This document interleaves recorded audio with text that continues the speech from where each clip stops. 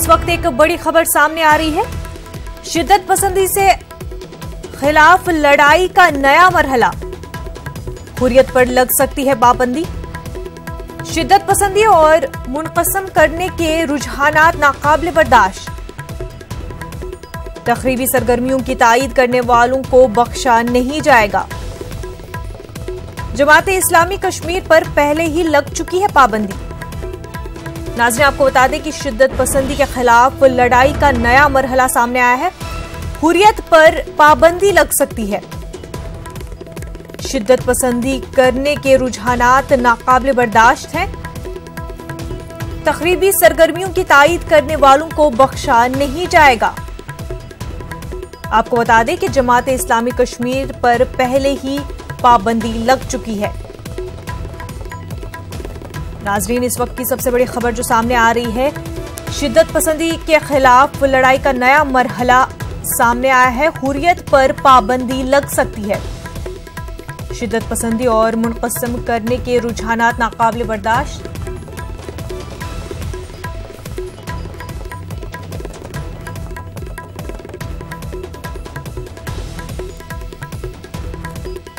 दिल्ली से हमारी नुमाइंदा अरुणिमा इस वक्त हमारे साथ जुड़ चुके हैं। अरुणिमा, आपसे मजीद अपडेट्स इस पूरे मामले पर चाहेंगे।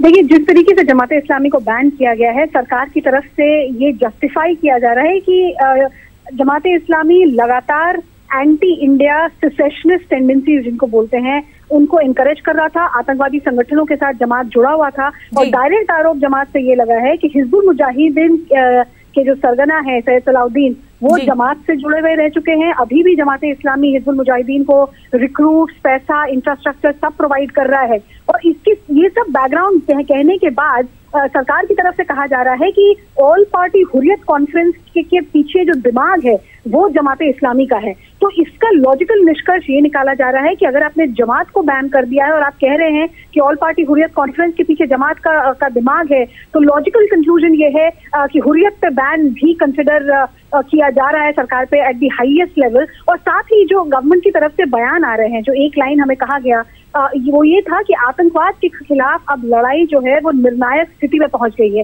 मतलब it has reached a decisive stage right now.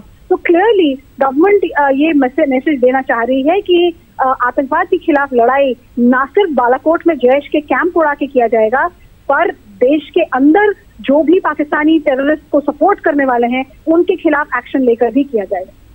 जी अरुणिमा, और क्योंकि पहले जमात इस्लामी पर 5 साल के लिए पाबंदी लगा दी गई है और अब जो हुर्रियत पर पाबंदी लगाने की बातें गर्दिश कर रही है, तो कैसा रिएक्शन जो है देखने को मिल रहा है? अभी क्योंकि पिछले कुछ वक्त से हुर्रियत लगातार सरकार और सरकारी एजेंसीज के क्रॉसहेयर्स में है। नेशनल इन्वेस्टिगेशन एजेंसी ने भी हुर्रियत के कुछ लीडर्स को गिरफ्तार किया है। अब उनके जो टॉप लीडर्स हैं, मिर्वेज उमर फारूक हो गए या यासीन मलिक हो गए, उनके खिलाफ भी छापेमारी चल रही है एनआईए की। तो ये तो तय है कि सरकार हुर्रियत कॉन्फ्रेंस और उनके नेताओं को बहुत क्लोजली मॉनिटर कर रही है, बहुत क्लोजली स्क्रूटनाइज कर रही है।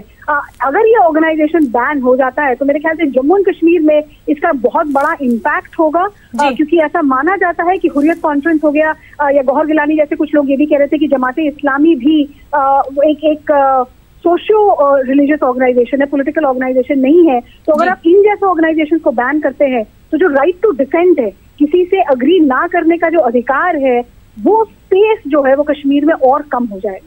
जी बिल्कुल अरुणिमा, बहुत बहुत शुक्रिया आपका तफसीलात फराहम करने के लिए।